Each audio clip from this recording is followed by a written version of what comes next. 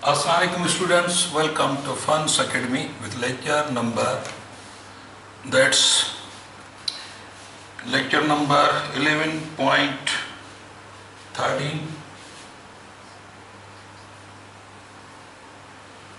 11.13 second year physics. Our coaching.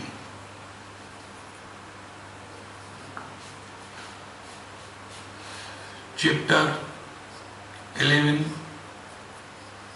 Our ita sanji topic undi.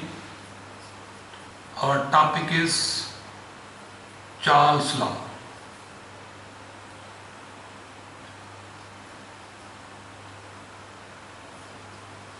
Charles जो कानून बाबा असां topic है चार्ल्स लॉ। चार्ल्स जो कानून असां बॉयल्स लॉ डिस्कस करे आयासीं। हाणे सो चार्ल्स लॉ में हिकिड़ो gas system the form of cylinder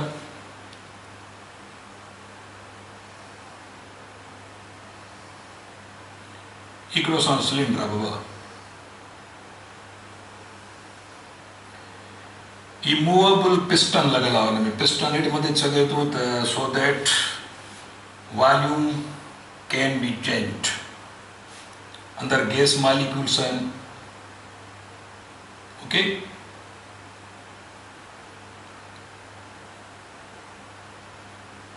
ॾिसो चार्ल्स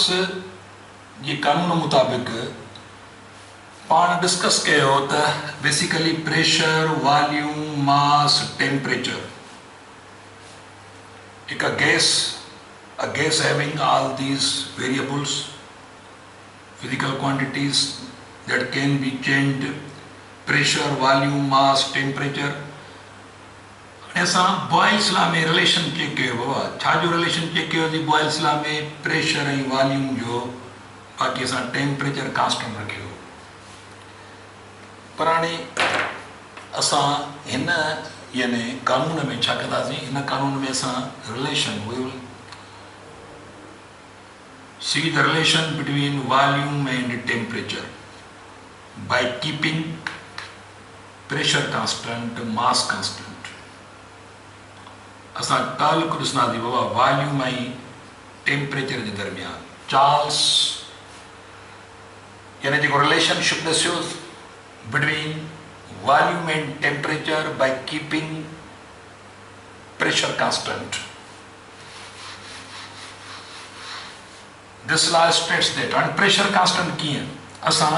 इन पिस्टन जे मथां हिकिड़ो ई लोड रखूं था। इहो लोड जेकॾहिं वधायूं था त माना प्रेशर था वधायूं, ऐं जेकॾहिं लोड हटायूं था त माना प्रेशर घटायूं था। पर असां हिन लोड खे इनिशियली रखी था छॾियूं, न वधायूं था न घटायूं था। हाणे इहो कांस्टेंट प्रेशर सभु। हाणे कांस्टेंट प्रेशर ते चार्ल्स चए थो बाबा जेकॾहिं तव्हां टेम्परेचर वधाईंदो, हीट सप्लाई करे जेतिरो टेम्परेचर वधाईंदो, हाणे अंदरि इनिशियल टेम्परेचर T1 आहे ऐं वॉल्यूम V1 आहे। पर चार्ल्स चए थो बाबा जेकॾहिं तव्हां फर्ज़ कयो इन गैस जो तव्हां टेम्परेचर डबल कंदो त वॉल्यूम बि डबल थी वेंदो ऐं लोड साॻियो ई हुजे, माना प्रेशर घटाए वधायो न। त टेम्परेचर जेकॾहिं तव्हां मिसाल 100 डिग्री सेल्सियस आहे, वॉल्यूम फॉर एग्ज़ाम्पल हाणे इनिशियल टेम्परेचर आहे फर्ज़ कयो 100 डिग्री सेल्सियस आहे ऐं वॉल्यूम असांजो आहे for example 10 cubic metre, for example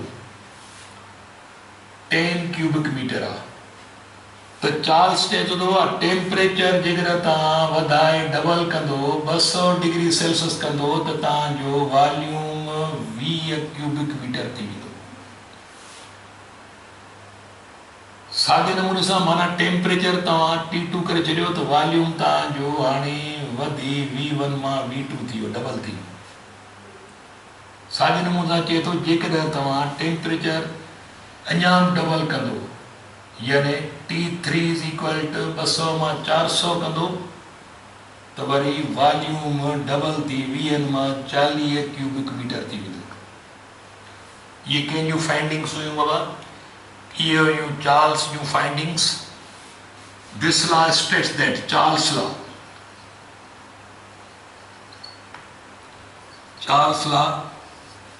this law states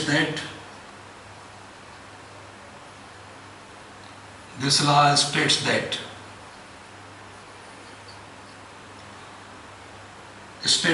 the volume of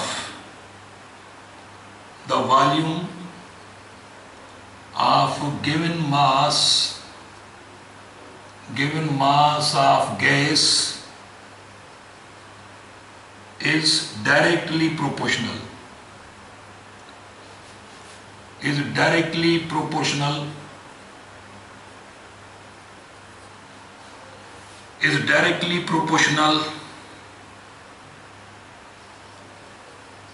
with absolute temperature, या Kelvin directly proportional with Kelvin temperature, provided शर्त कड़ो जेकर प्रोवाइडेड मना बशर्त कि यहाँ जेकर प्रोवाइडेड प्रेशर remains constant। जेकर प्रेशर कांस्टेंट रखंदो बाबा, प्रेशर कांस्टेंट रखंदासीं माना लोड घटाइणो वधाइणो ना आहे, इहो प्रेशर साॻियो आहे। हाणे टेम्परेचर वधाईंदा वेंदो त वॉल्यूम वधंदो वेंदो, टेम्परेचर घटाईंदा वेंदो त वॉल्यूम घटिजंदो। हाणे ॾिसो, यानी वॉल्यूम घटिजी वॉल्यूम टेम्परेचर 0 थींदो, केल्विन टेम्परेचर 0 थींदो त वॉल्यूम बि 0 थी वेंदो। हाणे मैथमेटिकली बाबा, मैथमेटिकली असां लिखंदासीं, mathematically volume directly proportional to Kelvin temperature या absolute temperature, volume is at शर्त यो त छा थे at constant pressure, याद रखी छॾियो ये कंडीशन। तो वॉल्यूम इज इक्वल टू, मां हिते लिखां थो कांस्टेंट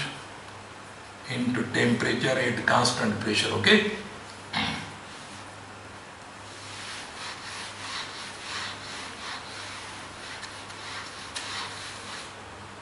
ॾिसो बाबा हिते, यानी volume is equal to constant into temperature, जेको Kelvin temperature, absolute temperature, thermodynamic temperature at constant pressure, होंगी ये कंडीशन। तो volume upon temperature is equal to constant, माना हाणे वॉल्यूम ऐं टेम्परेचर जो रेशियो कांस्टेंट देंदो। ॾिसो बॉयल्स लॉ में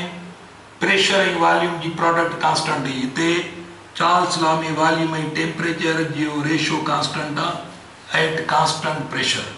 लिखंदासीं एट कांस्टेंट प्रेशर, याद रखी छॾियो एट कांस्टेंट प्रेशर ये कंडीशन डेवलप थींदी। माना इन जो मक़सद ये थियो, हाणे ॾिसो जेकॾहिं असां छा था कयूं बाबा, असां फ़र्ज़ु कयो असां वटि हिकिड़ो सिलेंडर,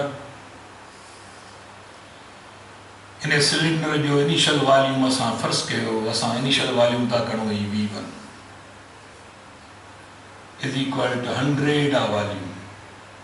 ठीकु आहे। ऐं टेम्परेचर जेको आहे सो इंतिहाई लो आहे, टेम्परेचर असांजो आहे फॉर एग्ज़ाम्पल 10,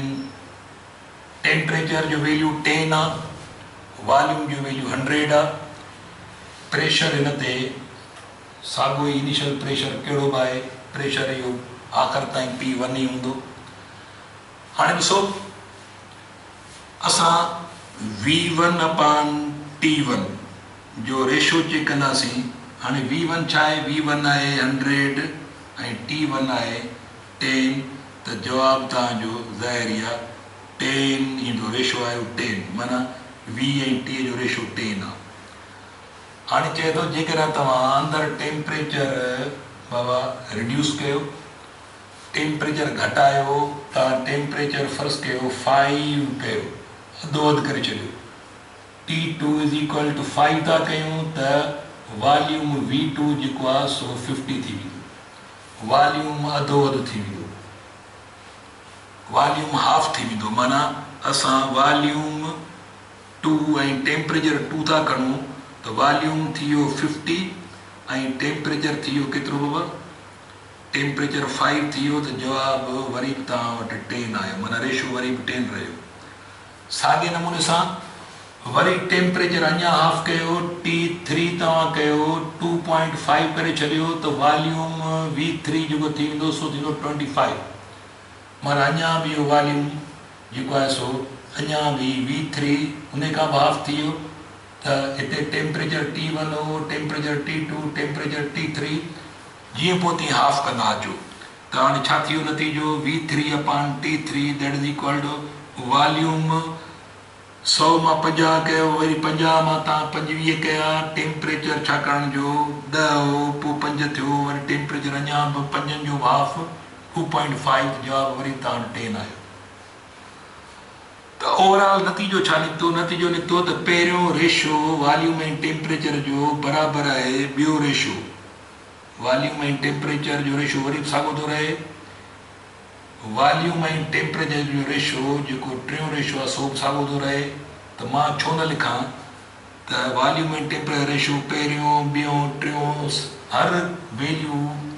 जेको बि तव्हां जंहिं बि टेम्परेचर ऐं वॉल्यूम ते तव्हां जो रेशो कढंदो जवाबु साॻियो ईंदो, मां छो न लिखी, सभिनी जो वैल्यू कांस्टेंट आहे 10 आहे सभिनी जो, छो न लिखी छॾियां मां त सभई रेशो वॉल्यूम ऐं टेम्परेचर जो को बि इनिशियल को बि फाइनल रेशो छा थींदो साॻियो थींदो, माना कांस्टेंट थींदो वञे। त इहो हिकिड़ो असांजो फॉर्मूलो ठही आयो, त यादि रखे छॾियो त मां जेकॾहिं लिखां V1 अपॉन T1, पहिरियों वॉल्यूम ऐं टेम्परेचर जो रेशो केतिरो बि हूंदो, माना पहिरियों volume V1 upon T1 is equal बराबरि थींदो कंहिं ॿिए वॉल्यूम ऐं टेम्परेचर रेशो जे बराबरि, और छो न मां लिखां V1 upon T1 is equal to V2 upon T2। त इहो मैथमेटिकल यानी फॉर्मूला आहे हिन जो, यानी चार्ल्स लॉ जो, त ही बाबा यादि रखे छॾियो त V1 अपॉन T1 पहिरियों रेशो वॉल्यूम ऐं टेम्परेचर जो हिन गिवन सिलेंडर ते मास ते जेतिरो बि आहे, जेको बि जवाबु 10 थो अचे त वरी तव्हां साॻे प्रेशर ते वॉल्यूम टेम्परेचर चेंज कयो, केतिरो था चेंज कयो, केतिरो वॉल्यूम थो अचे हुनजो रेशो कढो, वरी साॻियो ईंदो। त इन मां साबित थो थिए पियो त जेकॾहिं तव्हां, अच्छा इहो चार्ल्स हाणे ग्राफ ड्रा कयो इन प्रोपोर्शनलिटीअ ते, त वॉल्यूम डायरेक्टली प्रोपोर्शनल टेम्परेचर आहे, इन जो मतिलबु इहो थियो जॾहिं टेम्परेचर 0 थींदो त वॉल्यूम बि 0 थी वेंदो। त चार्ल्स बाबा इन 17वीं सदीअ में जेको सो चार्ल्स 1700 ऐं कुझु प्लस ईयर हो, 1700 प्लस में, त ॾिसो त हींअर तव्हांजो जेको आहे सो 20 आहे, 19 अरिड़हं तक़रीबन 300 साल पोइ ते था वञूं, त चार्ल्स उन वक़्त में असांखे हिकिड़ी स्पेशल ॻाल्हि ॿुधाई त जेकॾहिं कंहिं बि गैस सिलेंडर जो तव्हां टेम्परेचर लो कंदा वञो ऐं वैल्यूज़ जेतिरा बि तव्हां हासिलु करे सघो, जेतिरो बि टेम्परेचर लो करे सघो, त टेम्परेचर ऐं वॉल्यूम जा अंग अखर लिखंदा वञो, टेम्परेचर नोट कंदा वञो, वॉल्यूम नोट कंदा वञो, टेम्परेचर नोट कयो, माना कॉलम ठाहियो 2, टेम्परेचर ऐं वॉल्यूम जा अंग नोट कंदा वञो, ऐं पोइ हुन जे दरमियान ग्राफ कढो, ऐं ग्राफ तव्हां वटि जेको साबित थींदो उहो हिकु स्पेशल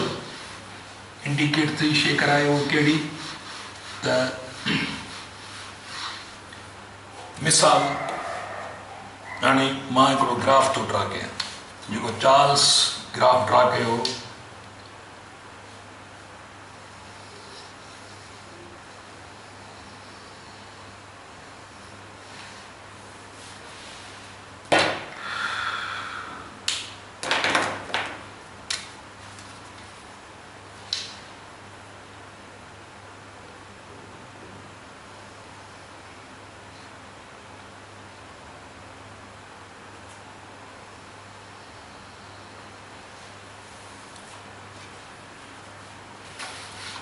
बाबा वॉल्यूम ऐं टेम्परेचर जे दरमियान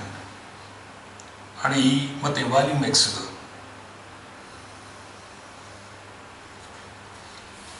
ही टेम्परेचर एक्स जा तव्हांजी ठीकु आहे हाणे ही ज़ीरो वॉल्यूम आहे हिते हितां वॉल्यूम वधे थो ही वॉल्यूम एक्स जा वधे थी पई ये असांजो ग्राफ पेपर आहे मथे था वञूं त वॉल्यूम वधंदड़ ही वॉल्यूम मथे त ही वॉल्यूम एक्स जा ऐं ही टेम्परेचर एक्स जा हिते 0 डिग्री सेल्सियस आहे हिते हेॾे था वञूं असां त टेम्परेचर वधे थो ही टेम्परेचर जी वधंदड़ एक्स जा ओके ऐं हेॾे टेम्परेचर 0 खां घटि था ज़ाहिर आहे 0 खां लेफ्ट तरफ़ हाणे मिसाल हिते 50 degree Celsius 100 degree Celsius 150 200 degree Celsius बाबा 250 डिग्री सेल्सियस वरी 300 डिग्री सेल्सियस 350 डिग्री सेल्सियस 50-50 जो माना ही टेम्परेचर एक्स जा जेका हेॾी वधे थी पई डिग्री सेल्सियस में था खणूं हिनखे ही टेम्परेचर एक्स जा ओके ऐं मथे असांजी वॉल्यूम एक्स जा आहे ही वॉल्यूम तो मथे वधे पियो टेम्परेचर पोइ हिते 0 खां पोइ हिते -50 फर्ज़ कयो वरी -100 -150 -200 -250 -300 -350 माइनस एंड सो ऑन ताणी वैल्यू ही ग्राफ जी 0 पॉइंट हेॾे था वञूं त टेम्परेचर फ़र्ज़ु कयो आहे असां 50 100 degree Celsius 150 200 250 300 350 and so on ऐं पोइ हिते असां ही असां मार्किंग कई आहे टेम्परेचर -50 ते -100 -150 -200 -250 -300 एंड सो ऑन त हाणे चार्ल्स जेको ग्राफ कढियो माना इनिशियल वैल्यू गैस सिलेंडर में को न को हो माना ही इनिशियल वैल्यू ये पॉइंट ज़ाहिर थी करे ज़ाहिर आहे वॉल्यूम जो वैल्यू को न को आहे ऐं टेम्परेचर फ़र्ज़ु कयो ही 250 खां टेम्परेचर मथे आहे त चार्ल्स बाबा टेम्परेचर ऐं वॉल्यूम जे दरमियान जेके उन वटि अंग खरा उन्हनि जो ग्राफ कढियईं टेम्परेचर ऐं वॉल्यूम जे दरमियान ग्राफ जेको ड्रा कयईं ऐं उहो ग्राफ ड्रा करण खां पोइ स्ट्रेट लाइन आई ऐं स्ट्रेट लाइन जेका आहे उहा अहिड़े क़िस्म जी आहे कुझु हीअ जेका स्ट्रेट लाइन अहिड़ी ॾिसो ही बेसिकली मां हिते पॉइंटूं हाणे थो ॾियां एक्चुअली पॉइंटूं पहिरां ॾिबियूं आहिनि पोइ ड्रा कबो आहे पर ॻाल्हि खे सम्झण लाइ हाणे ॾिसो हिते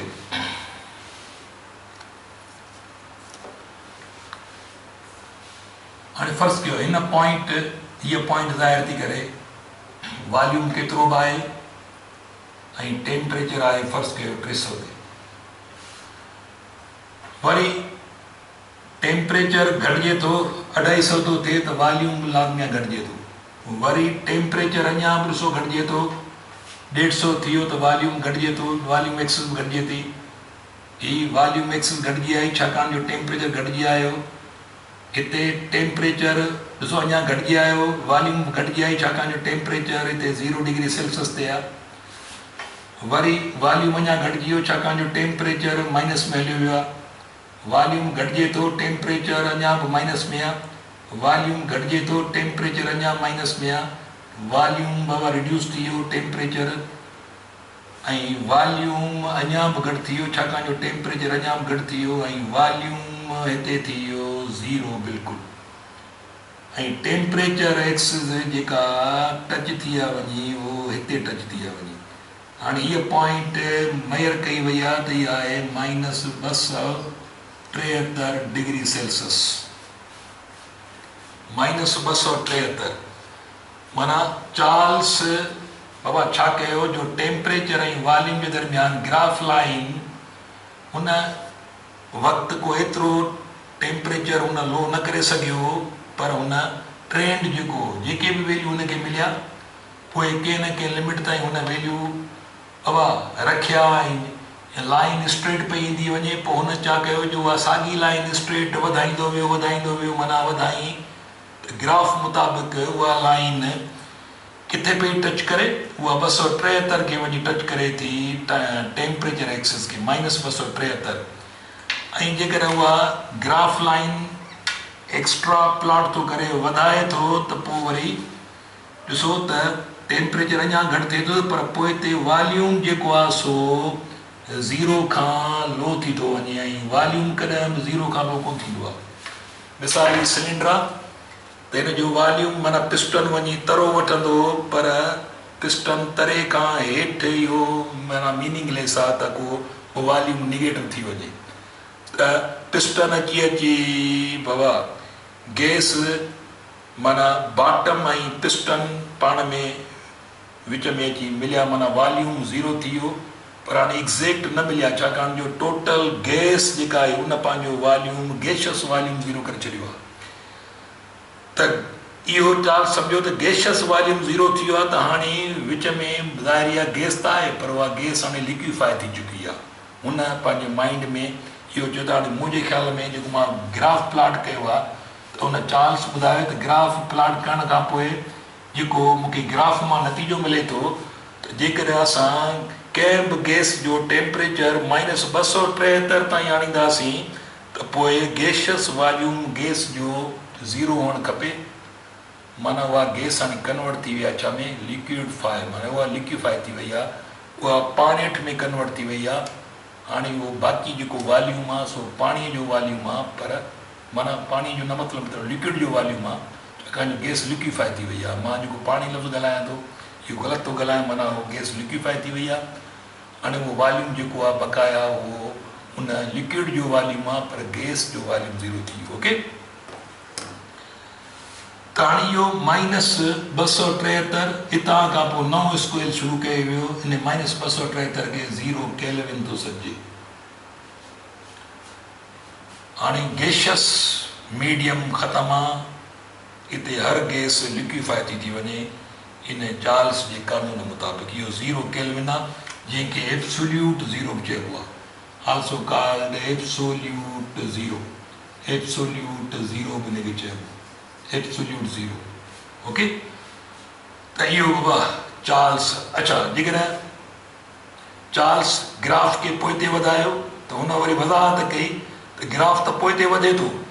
पर असां वरी वॉल्यूम एक्सिस था ॾिसूं त उहा वॉल्यूम एक्सिस 0 खां हेठि थी वञे माना निगेटिव थी वञे, ऐं वॉल्यूम कॾहिं बि निगेटिव न थींदो आहे। इहो मीनिंगलेस आहे हिनखे वधाइण अॻिते। त हुन चयो त बाबा इहो ई जेको वैलिड ग्राफ आहे सो -273 ताईं आहे, जिथे वॉल्यूम वञी थो 0 बि। ऐं हुन चयो त हाणे मुंहिंजो ख़्यालु इहो आहे त जेको असांखे साइंटिफिक जेका इहा ऑब्ज़र्वेशन ॿुधाए थी पई त हर गैस खे -273 ते लिक्विफाई थियणु खपे, लिक्विड हालत में थियणु खपे, ऐं जेका शइ पोइ अॻिते हली माना प्रूव थी। हिन महिल ताईं हिनखे कंहिं बि चैलेंज न कयो आहे। त इहो तव्हांजो चार्ल्स लॉ, जंहिंजो आख़िर में मैथमेटिकल फॉर्म कहिड़ो वञी बीठो आहे, V1/T1 = V2/T2 eight constant pressure. त तव्हां हिनखे ईअं बि लिखी सघो था, R ई मथे खणी क्रॉस मल्टीप्लिकेशन में T2/T1 = V2/V1। त हीअ फार्मूला असांजा अॻिते हली इस्तेमालु थींदा आहे। ओके, त अॼोको लेक्चर इहो चार्ल्स लॉ खे हिते असां वाइंड अप था कयूं, वरी ॿिए लेक्चर सां गॾु हूंदासीं। पंहिंजो ख़्यालु कजो बाबा, अल्लाह हाफ़िज़।